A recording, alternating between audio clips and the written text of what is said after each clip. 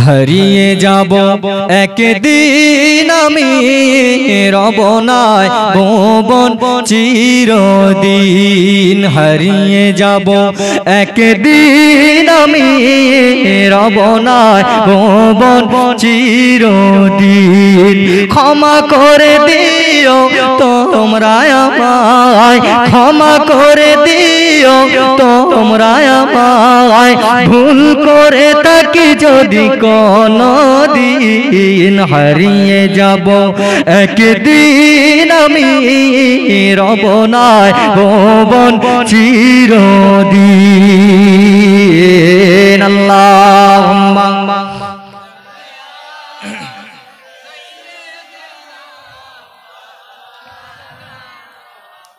ওয়া আলা আলি সাইয়্যিদিনা।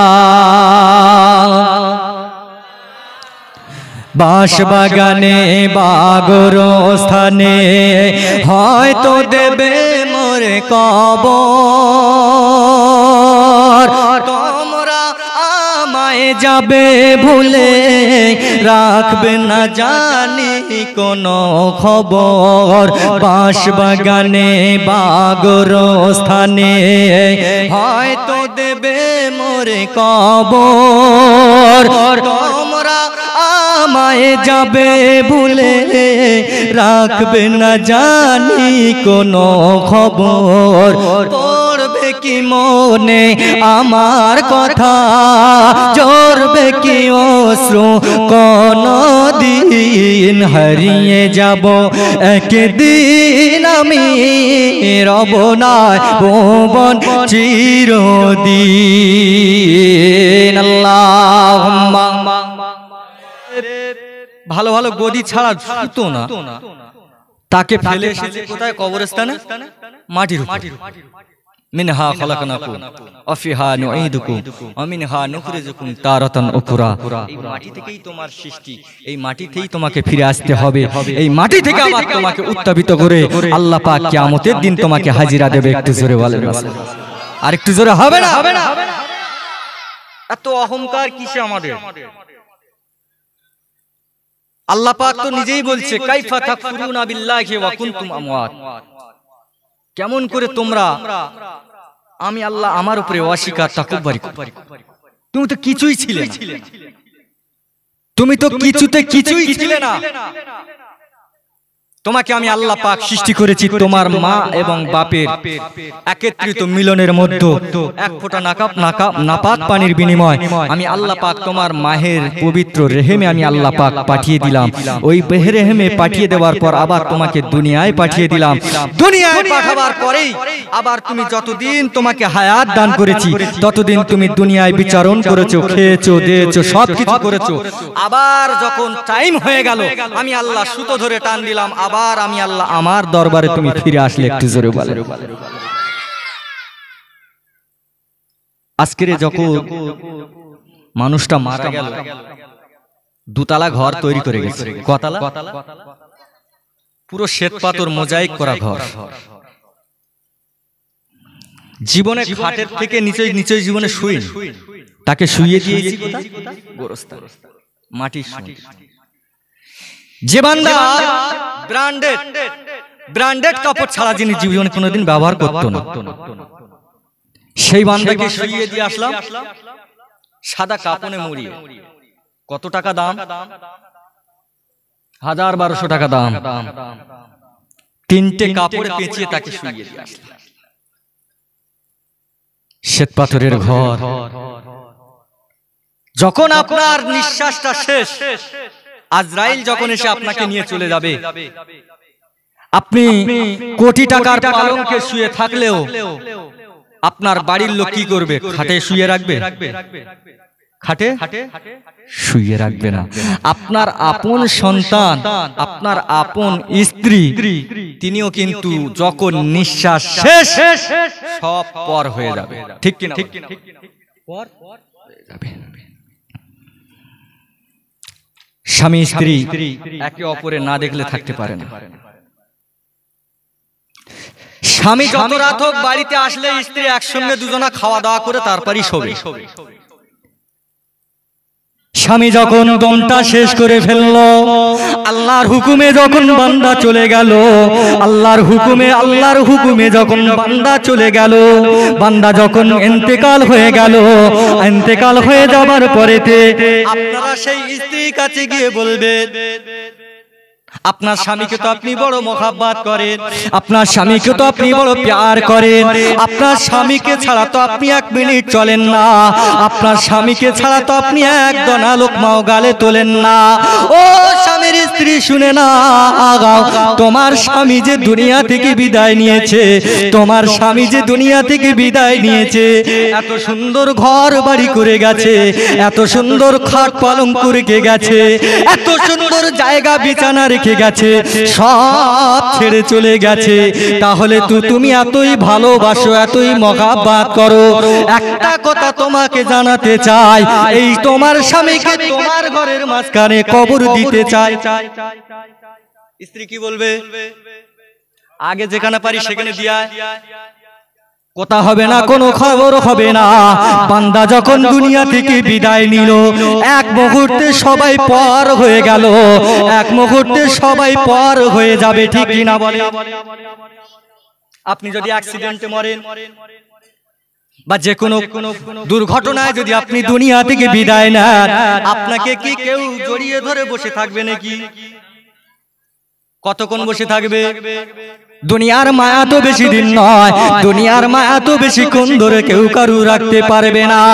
ও সোনা মানিকেরা, ও সোনা চাঁদেরা, সোনা লালেরা, শুনে নাও, বান্দা যখন দুনিয়া থেকে বিদায় নিয়ে চলে যাবে, বান্দা যখন দুনিয়া থেকে বিদায় নিয়ে চলে গেল, হাদিস শরীফের মধ্যে আছে, কিতাবের মধ্যে লেখা আছে, বান্দাকে যখন জাহানটা কবজ করে নেওয়া হয়, বান্দাকে যখন জাহান কবজ করে নেওয়া হয়, আজরাইল আলাইহিস সালাতু ওয়াস সালাম বান্দাকে যখন জাহানটা কবজ করা হয়, বান্দাকে যখন জাহানটা কবজ করে নিয়ে চলে যায়, তার শরীরটা তো পাকা ফোড়ার মতন ব্যথা হয়ে যায়, এত শরীরটা পাকা ফোড়ার মতন জব্দ হয়ে যায়। তারপরেতে বান্দা যদি গায়ে একটুখানি হাতটা লাগানো হয়, ওই মৃত ব্যক্তিটা মনে মনে ভাবে, আমার গায়ে যেন একটা অদ্ভুত পাহাড় লাগানো হয়েছে। মরে যাবার পরে বান্দাকে মরণের জাগনদানির কষ্ট এতটা ভয়াবহ, শরীরের উপর দিয়ে চলে যায়। মরে যাবার পরে বান্দার গায়ে যদি একটু হাত দেওয়া হয়, মনে হয় জানো ওটা উহুদ পাহাড়টা তার গায়ে রাখা হয়েছে, এতটা ব্যথা। দুনিয়ায় একটুখানি কেটে গেলে তার জন্য কত ট্রিটমেন্ট, কিন্তু দুনিয়া থেকে বিদায় নিল বান্দা, নেবার পরে চোখ মুখ বল সব বন্ধ হয়ে গেল, তার গায়ে আমরা হাত দিচ্ছি, সে বলতে পারছে না, অথচ সে চিৎকার করে যাচ্ছে, আমরা তার কথা শুনতে পাই না বলে আমরা যা ইচ্ছা তাই করে যাচ্ছি, কোনো খবরই হচ্ছে না। মরণের যন্ত্রণা এতটা কষ্ট, এতটা ভয়াবহ। হযরত ঈসা আলাইহিস সালাতু ওয়াস সালাম তার উম্মতদেরকে, তার উম্মতের কাছে ইসলামের প্রচার করছে, দ্বীনের প্রচার করছে। তো প্রত্যেক জামানার নবীদের উম্মতেরা ছিল বা তাদের জামানার মানুষেরা ছিল, কেউ ভালো ছিল, কেউ একটু তেঁদরতাই করত,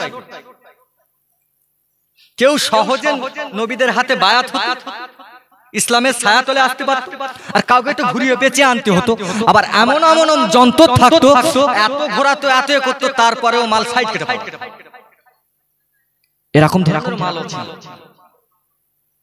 তা ঈসা রুহুল্লাহ তিনি দ্বীনের দাওয়াত দিচ্ছেন, দিতে দিতে দিতে একদল উম্মত, একদল মানুষ এসে ঈসার কাছে বলছে, হে ঈসা, তুমি যে বলছো তুমি আল্লাহর নবী, তুমি আল্লাহর দোস্ত, তুমি আল্লাহর নবী, তো বলো তুমি যে আল্লাহর নবী, তার জন্য তো একটা প্রমাণ দিতে লাগবে। প্রমাণটা কি? এখানে একটা গোরস্থান আছে, এই গোরস্থানা থেকে একজন মরা ব্যক্তিকে জিন্দা করলে আমরা বুঝতে পারবো যে তাহলে তুমি আল্লাহ। কি করতে হবে? জিন্দা করতে হবে। ঈসা রুহুল্লাহ নবী আল্লাহর কাছে দোয়া করছে, আল্লাহ আমার তো বড় বড় সম্মুখের মধ্যে ফেলে দিয়েছে, বড় প্রশ্নের সম্মুখীন ফেলেছে, বড় সম্মান ইজ্জতের জায়গা ফেলেছে। আল্লাহ তুমি হেফাজত করো। জিবরাইল আলাইহিস সালামকে মারফত আল্লাহ পাক খবর দিলেন, যাও ঈসা রুহুল্লাহর কাছে গিয়ে বলো ওই কবরের সম্মুখে দাঁড়িয়ে গিয়ে শুধু একটুখানি বলবে কুম বিইজনিল্লাহ, আমি আল্লাহ পাক ওই ব্যক্তিটাকে তুলে ঈসার সঙ্গে কথা বলার সুযোগ করে দেবো। একটু জোরে বলে, আর একটু আস্তে করে বলে, আর মহব্বত সে বলে না রে করে। সঙ্গে সঙ্গে ওহী এসে গেল, দাঁড়িয়ে গেল কবরের সম্মুখে দাঁড়িয়ে বলতেলেন, হে কুম বিইজনিল্লাহ, আল্লাহর হুকুমে দাঁড়িয়ে দাও, কবরবাসী কে আছে উঠে দাও। কবর থেকে একজন ব্যক্তি সোজাসুজি উঠে এক বাক্যে ঈসা রুহুল্লাহকে সালাম দিলেন, আসসালামু আলাইকা ইয়া ঈসা রুহুল্লাহ। একটু জোরে বলেন, ঈসা রুহুল্লাহ। তবে এই সালামটা আমার নয়, মুর্দা ব্যক্তি বলছে এই সালামটা আমার নয়, এই সালামটা আমার বাপের তরফ থেকে। একটু জোরে বলেন, কার তরফ থেকে? বাপের তরফ থেকে। হে ঈসা নবী, আমি আজকে উঠলাম, ওটার পরে সালামটা দিলাম, এই সালামটা আমার তরফ থেকে নয়, বরং এই সালামটা আমার বাপের তরফ থেকে আপনার কাছে পৌঁছে দিলাম, আপনি গ্রহণ করে নেন। বলেন না সুবহানাল্লাহ। নবী ঈসা আলাইহিস সালাতু ওয়াস সালাম ওই মুর্দা ব্যক্তিকে জিজ্ঞাসা করতে লাগে, বাবা বলো বলো, তুমি যে উঠে আমাকে সালামটা বিনিময় করলে, এই সালামটা তোমার বাপের তরফ থেকে মানলাম, আমি সালামটা গ্রহণ করে নিলাম। ও বাবা কবরবাসী বলো বলো, এই সালামটা তুমি আমাকে দিলে তোমার বাপের তরফ থেকে, তবে বলো তোমার বাপের নামটা কি? মুর্দা ব্যক্তি কবর থেকে ওঠার সঙ্গে সঙ্গে নবী ঈসা আলাইহিস সালাতু ওয়াস সালামকে বলতে লাগে, ও আল্লাহ পাকের নবী ঈসা, ও নবী পাক, আল্লাহ পাকের নবী ঈসা শুনে নাও, আমি এমন একজন ব্যক্তির ছেলে, আমি এমন একজন ব্যক্তির নবী, আমি এমন একজন ব্যক্তির ছেলে, সেটা অন্য কেউ নয়, আপনার পূর্বে আল্লাহ পাক নবী আলাইহিস সালাম পাঠিয়েছেন। ও নবী ঈসা, আমি এমন একজন ব্যক্তির নবী ছেলে, অন্য কোনো কারুর নয়, আমি হলাম নবী নূহ আলাইহিস সালামের সন্তান। আর একটু জোরে বলেন না, আমার নাম হলো শাম, আমার নাম হলো শাম। কি বললাম? আমার নাম হলো শাম, আমার বাপের নাম হলো নূহ আলাইহিস সালাম। আমার বাপ আমি যখন জীবিত থাকাকালীন আমাদের সঙ্গে করে নিয়ে বসেছিলেন, আমরা কয় ভাই এক জায়গায় বসেছিলাম, বসে থাকার বিনিময় আমার আব্বা জান নূহ আলাইহিস সালাতু ওয়াস সালাম আমাদেরকে ডেকে বলতে লাগলেন, ভালো উপদেশ দিতে লাগলেন, আল্লাহ পাকের কথা দু চারটে বলতে লাগলেন। হঠাৎ মাত্র একজন ব্যক্তি এসে আমার আব্বা জানের কাছে যেন কি একটা বলে গেল, সঙ্গে সঙ্গে আমার আব্বা জান আমাকে দাঁড় করিয়ে বলেছিল, বাবা শাম উঠে দাঁড়াও, ও বাবা শাম উঠে দাঁড়াও, ও বাবা উঠে দাঁড়াও, তোমাকে আমি একটা কথা বলে যাই, তোমাকে আমি একটা কথা জানিয়ে যাই, তবে শুনে নাও, এই কথাটা তুমি তোমার মাথার ভিতরে ঢুকিয়ে নাও, এই কথাটা তুমি তোমার মাথার ভিতরে ঢুকিয়ে রেখে দাও, এই কথা অন্য কথা নয়। ও বাবা শাম, আমি নবী নূহ আলাইহিস সালাতু ওয়াস সালাম তোমাকে একটা আমি ওসিয়াত করে যাই, তোমাকে আমি একটা কথা বলে যাই, এই কথাটা হলো, তোমাকে যখন আল্লাহ পাক দুনিয়া থেকে বিদায় নিয়ে নেবে, দুনিয়া থেকে তুমি যখন বিদায় নিয়ে চলে যাবে, ও বাবা শাম, তোমাকে আবার কিন্তু 4000 বছর পর আমার আল্লাহ পাকের হুকুমে তোমাকে আবার জিন্দা করা হবে। আর একটু জোরে বলে, 4000 4500 বছর পর তোমাকে জিন্দা করা হবে। হে শাম, আমি নূহ আলাইহিস সালাম বলে গেলাম, এমন একজন নবীর জামানায় তোমাকে দাঁড় করানো হবে, আর এমন একজন ব্যক্তির কাছে তোমাকে দাঁড় করাতে হবে, তুমি সেই নবী দিনের সাক্ষ্য দেবে। তবে বাবা শাম শুনে নাও, জেনে নাও, ও বাবা শাম, যখন তোমাকে ওঠানো হবে, আল্লাহ পাক যখন তোমাকে তুলিয়ে নেবে, আল্লাহ পাক যখন তোমার কবর থেকে তোমাকে ওঠাবে, শুনে রেখে দাও বাবা, ওটার সঙ্গে সঙ্গে ঈসা আলাইহিস সালাতু ওয়াস সালামের সম্মুখে যখন তোমার সঙ্গে দেখা হয়ে যাবে বাবা, ও বাবা শাম, আমি তোমাকে একটা ওসিয়াত করে যাই, এই ওসিয়াতটা তুমি মাথায় রেখে দাও। যখন ওঠানো হবে, আমি নবী নূহ তোমাকে বলে দিলাম, আমার তরফ থেকে ওই সালামটা আমার ভাই নবী ঈসা আলাইহিস সালামের সঙ্গে পৌঁছে দেবে। আর একটু জোরে বলেন না, ঈসা আলাইহিস সালামের কাছে পৌঁছে দেবে। আমি নূহ আলাইহিস সালাম, আমার সালামটা আমার ভাই নূহ ঈসা আলাইহিস সালামের কাছে তুমি সালাম। শাম বলতে লাগে, চাচা যান, নবী ঈসা আলাইহিস সালাম আজ থেকে 4,500 বছর আগে আমার দুনিয়া থেকে বিদায় হলো। আর সেই 4,500 বছর পর আল্লাহ পাক ঠিক আপনার সম্মুখে আমাকে উত্থাপিত করেছে। তবে আমার বাপের কথা খেয়াল আছে, সেই জন্য বাপের তরফ থেকে তোমাকে সালামটা দিলাম, সালামটা গ্রহণ করে নাও। সালাম গ্রহণ করলেন। তো বলছেন আমাকে তোলা হলো কেন, আমাকে বলেন কিসের জন্য আমাকে তোলা হলো? নবী ঈসা আলাইহিস সালাম বলছে, বাবা তুমি তো 4,500 বছর আগে দুনিয়া থেকে বিদায় নিয়েছো, 4,500 বছর আগে তুমি দুনিয়া থেকে চলে গেছো। তবে একটুখানি বলো, তুমি যে মরে যাওয়ার সময় তোমাকে যখন জানটা কবজ করা হয়, তোমার মধ্যে কেমন অনুভব হলো একটু বলেন, কেমন অনুভব হলো? শামের বেটা সঙ্গে সঙ্গে বলতে লাগে, ও চাচা রুহুল্লাহ শুনে নাও, ও চাচা নবী রূহ ঈসা রুহুল্লাহ শুনে নেন, জেনে নেন, আমি নবী পাকের, আমি একজন নবীর সন্তান, আমি একজন নবীর আওলাদ হলেও আল্লাহ পাকের দ্বীনের উপরে কায়েম ছিলাম, আল্লাহ পাকের দ্বীনের উপরে খিদমত খাঁটির উপরে ছিলাম। ও নবী নূহ, ও নবী ঈসা আলাইহিস সালাতু ওয়াস সালাম শুনে নেন, জেনে নেন, 4,500 বছর আগে আমাকে যখন দুনিয়া থেকে বিদায় নেওয়া হলো, আজরাইল আলাইহিস সালাতু ওয়াস সালাম আমার যখন রূহটা কবজ করে নিতে আসে, আমার যখন শরীরের ভিতরে রূহটা কবজ করতে লাগলেন, আমার রূহটা তখন সহজে বাহির হতে চাইছিল না, অন্যদিকে পালাতে চায়, পায়ের দিকে চলে যায়, মাথার দিকে চলে যায়, পিছনের দিকে চলে যায়।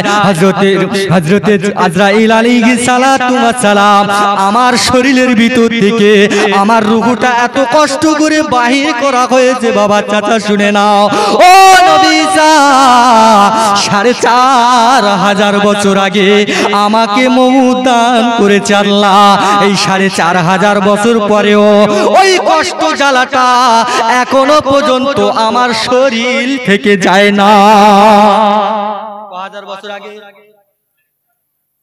তাহলে খুব সহজে দানটা কবজ করেছে মনে হয়। 4,500 বছর আগে জাহানটা কবজ করেছে, আজরাইলে এমন করে জাহানটা কবজ করেছে।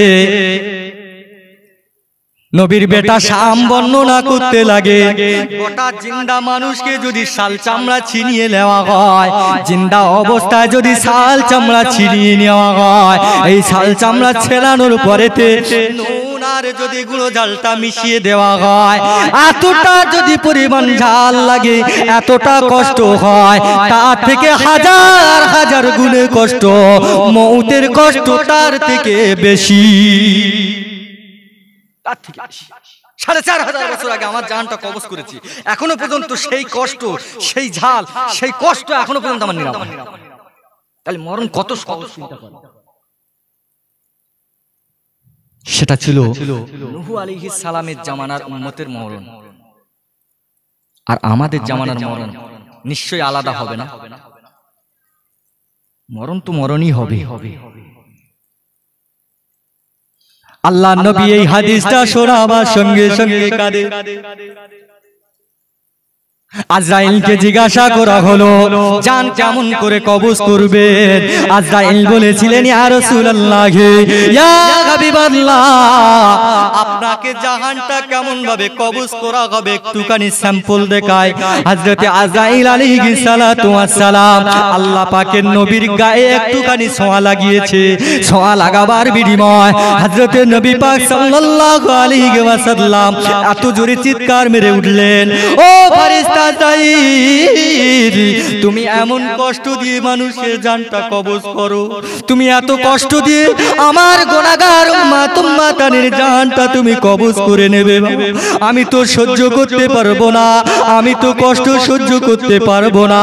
তবে শুনে নাও, জেনে নাও, আমি আমার উম্মতকে বড় মহাব্বত করি, আমি আমার উম্মতকে বড় প্যার করি, আমি আমার উম্মতকে বড় ভালোবাসি। ও ফেরেশতা আজরাইল, তবে শুনে নাও, শুনে নাও, আমার উম্মাতানি যতগুলো দুনিয়ায় আসবে, আমার গুনাহগার উম্মাতানিরা যতগুলো দুনিয়াতে আসবে, আমার ঈমানের উপরে কায়েম থাকবে, আমার ইসলামের উপরে কায়েম থাকবে, অতগুলো উম্মাতানি মরণটা যত কষ্ট হয়, ওই কষ্টটা আমি নবী আমার উপরে চাপিয়ে দাও। দেওয়ার বিনিময় আমার গুনাহগার উম্মাতানির মরণের আযাবটা হালকা করতে চায়। আর একটু আস্তে করে বলে, আর একটু জোরে হবে। কোন নবী পেয়েছি আমরা? আরে অন্য অন্য নবীর জামানায় উম্মতেরা তারা তাদের নবী পেয়েছে, আর আমরা যে আমাদের নবী পেয়েছি, আকাশ আর জমিন পার্থক্য, আকাশ আর জমিন পার্থক্য। কিয়ামতের দিন মাহশরের ময়দানে আদম আলাইহিস সালাম কাঁদবে নিজেরই জন্য। কার জন্য? নিজের বিবি হাওয়ার কথাও ভুলে যাবে, উম্মত তো দূরের কথা। নবী নূহ আলাইহিস সালাম কাঁদবে কার জন্য? জোরে বলে, নিজের জন্য। ঈসা আলাইহিস সালাম কাঁদবে, মুসা আলাইহিস সালাম কাঁদবে, হারুন আলাইহিস সালাম, 1 লাখ মতন করে 2,24,000 নবী আলাইহিস সালামরা, তারা হচ্ছে ভিআইপি মেহমান। নবী আলাইহিস সালামরা কিয়ামতের দিন ভিআইপি মেহমান। তারাও কিন্তু নিজের জন্য বাঁচবে, নিজের জন্য নিজের বাঁচার চেষ্টা। কিন্তু কিয়ামতের দিন সকলের আওয়াজ বার হবে, ইয়া নফসি ইয়া নফসি। হঠাৎ এক কোণে থেকে আওয়াজ আসছে, ইয়া হাবলি উম্মতি। একটু আস্তে করে বলে, আর একটু স্লো করে বলে, আর একটু জোরে হবে না? যে কজন আছে একটু তাকবীর দিলি, বাইরে থেকে অন্তত কেউ এসে তো একটু টুকি মেরে দেখে যাবে যে হ্যাঁ দুপুরে খানা হয়ে যাবে, রাত্রেও খেতে দেবে, দেখি একটু ঘুরে আসি। নারে তাকবীর হলো না? নারে তাকবীর, নারে তাকবীর। আল্লাহ পাক কবুল করুক। যে কথা বলছিলাম, নবী আলাইহিস সালাম কিয়ামতের দিন সকলে নিজের নিজের জন্য কাঁদবে, সকলে নিজে নিজে চিন্তা করবে। তাদের কাছে তাদের উম্মতেরা যাবে, তাদের কাছে তাদের উম্মতেরা যাচ্ছে। আদমের কাছে গিয়ে বলছে, আদম, আপনি তো আমাদের আদি পিতা, তোমার থেকেই আমরা এসেছি, আল্লাহ পাক তোমার থেকে আমাদেরকে সৃষ্টি করেছে, তুমি তো বাপ, বাপ হয়ে ছেলের কষ্ট সহ্য করতে পারো না, তুমি আমাদের হয়ে একটু শাফাত করে দাও। আদম আলাইহিস সালাম কি বলে? শাফাত করবে? আদম আলাইহিস সালাতু ওয়াস সালাম সঙ্গে সঙ্গে তার উম্মতারিদেরকে বলতে লাগবে, সঙ্গে সঙ্গে বান্দা বান্দীদেরকে বলতে লাগবে, ও আমার সন্তানেরা,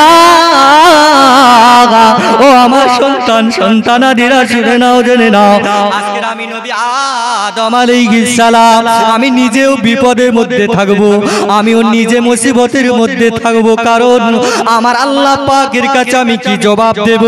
আমি নবী আদম হতে পারি, কিন্তু আমার একটা যে ভুল আছে, আমার যে একটা ভুল আছে, জান্নাতে যে ভুলটা আমি করে এসেছি বাবা, ও সন্তানাদিরা শুনে নাও, ও সন্তানাদিরা শুনে নাও, জেনে নাও, আমি যে জান্নাতে থাকা অবস্থায় যে ভুলটা করে এসেছি, ওই ভুলটার কথা যদি আজকের আল্লাহ পাক আল্লাহ তাআলা আমাকে যদি প্রশ্ন করে, আমি তো সেই প্রশ্নের জবাব দিতে পারবো না। আমি আদম, আমি নিজেও চিন্তায় আছি, আমার আল্লাহ পাক যদি আমাকে মাফ না করে, আমি আদম আলাইহিস সালাম নাজাত পেতে পারি না। যাও যাও যাও, আমি তোমাদের জন্য শাফাত করতে পারবো না। উম্মাত উম্মাতানিরা আরো সঙ্গে সঙ্গে দৌড়ে দৌড়ে নূহ আলাইহিস সালাতু ওয়াস সালামের কাছে পৌঁছে যাবে, শীশ আলাইহিস সালাতু ওয়াস সালামের কাছে চলে যাবে, ঈসা আলাইহিস সালাতু ওয়াস সালামের কাছে চলে যাবে, নবী মুসা আলাইহিস সালাতু ওয়াস সালামের কাছে পৌঁছে যাবে। সবাই এক বাক্যে ফিরিয়ে দিয়ে বলতে লাগবে, আজকের দিনে হলো হাকামুল হাকিমি, আমার আল্লাহ পাক হলো হাকাম, আমার আল্লাহ পাক হলো আল্লাহ। আল্লাহ পাকের সম্মুখে আমরা নবী হয়েও আমরা কোনো কথা বলতে পারবো না, আমরা কোনো কথার জবাব দিতে পারবো না। আল্লাহ পাক যদি আমি নবী আমাদেরকে ক্ষমা না করে, আমরা তো তাদের কাছে আল্লাহর কাছ থেকে রেহাই পাবো না, অতএব নিজের জন্য বাঁচতে পারবো না, তোমাদের জন্য কি বা আমরা শাফাত করব? চলে যাও, চলে যাও, আমাদের দ্বারায় কোনো সম্ভব হবে না।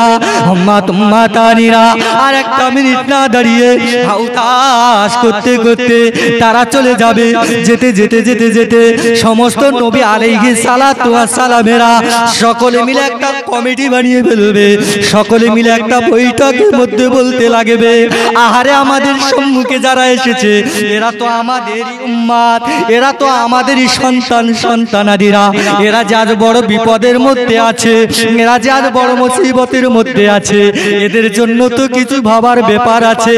সকলে মিলে সিদ্ধান্ত নিয়ে বলতে লাগে, না না না, আজকের দিনে যদি কেউ রেহাই দিতে পায়, আজকের দিনে যদি কারুর ওসিলায় রেহাই পাওয়া যায়, অন্য কেউ নয়, অন্য কেউ নয়, সেটা হলো আমাদের নবী। আর একটু জোরে বলেন না, নারে তাকবীর।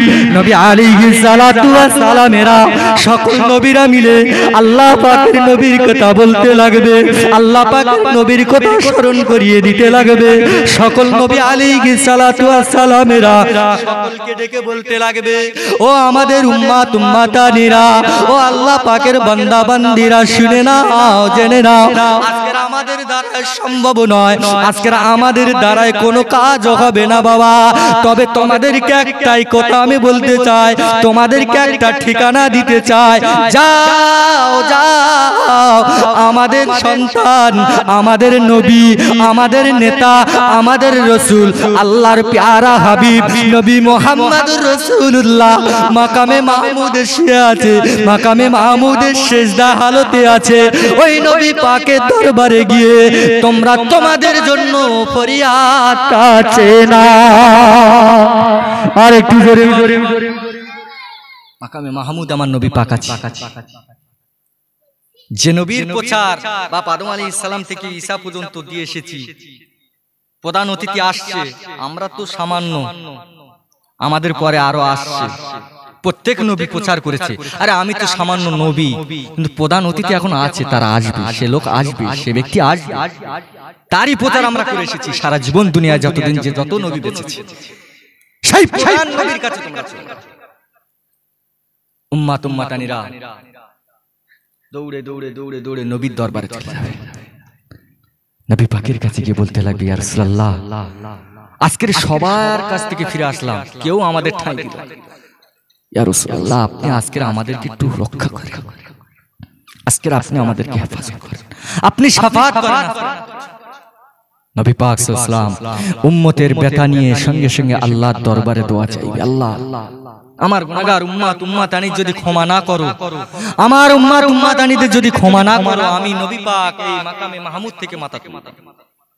সেদিন আমার আল্লাহ পাক বলবে, হে হে আমার নবী, হে আমার রাসূল, হে আমার হাবিব, আজকের তোমার জন্যই তো সব, আজকের তোমার জন্যই তো কিয়ামত, আজ তোমার জন্যই জান্নাত, তোমার জন্যই সব। তোমাকে না সৃষ্টি করলে আমি আল্লাহ পাক কিছুই সৃষ্টি করতাম না। তুমি আজকের যা চাইবে আমি আল্লাহ পাক তোমাকে নির্দ্বিধায় দিয়ে যাব। একটু জোরে, আর একটু আস্তে করে বলো, আর একটু জোরে হবে না?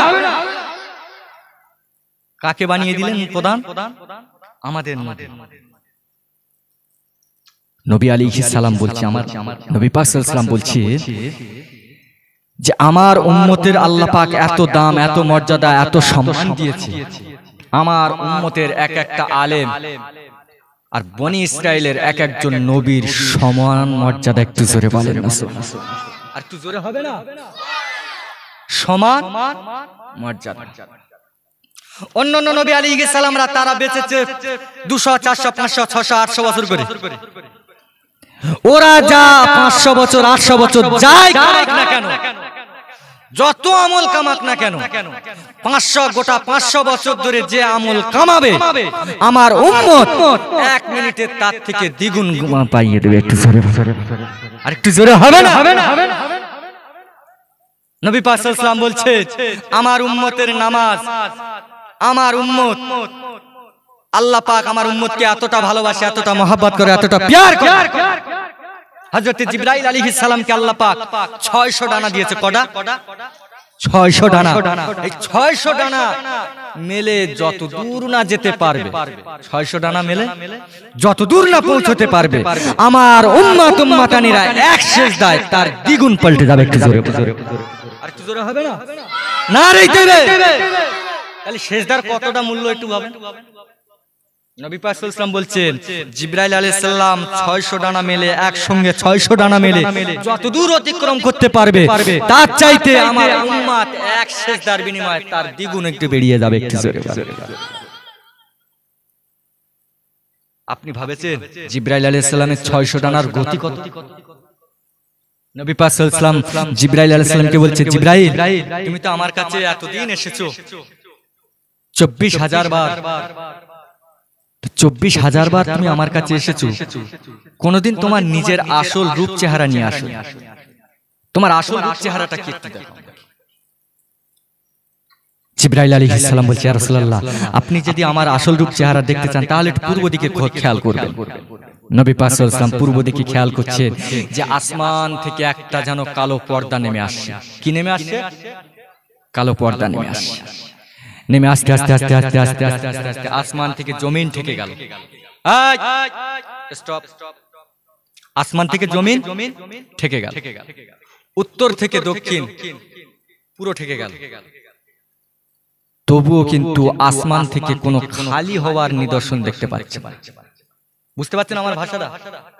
আসমান থেকে জমিন ঠেকে গেল, উত্তর থেকে পূর্ব, উত্তর থেকে দক্ষিণ ঠেকে গেল, তবুও কিন্তু তার উপরের থেকে যে খালি হয়ে আসবে সে খালি হওয়ার নিদর্শন নেই। জিবরাইল আলাইহিস সালাম আমার নবী পাক কাছে এসে বলছে, ইয়া রাসূলুল্লাহ আপনি কি দেখলেন? নবী পাক সাল্লাল্লাহু আলাইহি ওয়াসাল্লাম বলছেন, আমি এমন এমন কিছু দেখেছি। ওটা কি? জিবরাইল আলাইহিস সালাতু ওয়াস সালাম আল্লাহ নবীকে বলতে লাগে, ইয়া রাসূলুল্লাহ গে, ইয়া হাবিবাল্লাহ ওটা অন্য কিছু নয়, ওটা অন্য কিছু নয়, ওটা হলো আমি জিবরাইলের ডানা। একটু জোরে বলে, আর একটু জোরে বলে। ওটা আমার একটা ডানা। কটা ডানা? একটা। এখনো 599টা গচ্ছিত আছে। তাহলে ভাবেন তাহলে ডানা কত ছোট। জিবরাইল আলাইহিস সালাতু ওয়াস সালাম আল্লাহ নবীকে আল্লাহ পাককে জিজ্ঞাসা করতে লাগে, ইয়া রাব্বাল আলামিন আল্লাহ, ইয়া রাব্বাল আলামিন আল্লাহ, আমি জিবরাইল আলাইহিস সালাতু ওয়াস সালাম আমাকে যে আপনি সৃষ্টি করেছেন, আপনি যে আমাকে যে পয়দা করেছেন, আপনি যে আমাকে সৃষ্টি করেছেন, এই সৃষ্টি করেছেন ভালোই কথা, আমাকে বড় মহব্বত করেন, আমাকে বড় প্যার করেন, এর কারণে ফেরেশতাদের খেট বানিয়ে দিলেন। ইয়া রাব্বাল আলামিন আল্লাহ, আমি একটা জিনিস বুঝতে চাই, আমি একটা জিনিস বুঝতে পারি না, আমার যে 600 খানা ডানা দান করেছেন ইয়া রাব্বাল আলামিন আল্লাহ, এই 600 খানার ডানার কাজ কি আমি জিবরাইল জানি না। 600 খানা ডানা যে আমাকে দান করেছেন এর কাজটা কি? আপনি যে আমাকে, আপনি যে কোনো কাজ করেন উদ্দেশ্য ছাড়া কোনো কাজ করেন না। আপনার এই যে কোনো কাজ, যে কোনো সৃষ্টি, আপনার তার পিছনে উদ্দেশ্য থাকে। কিন্তু আমি একটা জিনিস ভাবি, ইয়া রাব্বাল আলামিন, আমি জিবরাইল আমার 600 ডানার কাজটা কি? আমার একটা ডানায় তো আমি তো আল্লাহর রহমতে বিশাল করে দিই।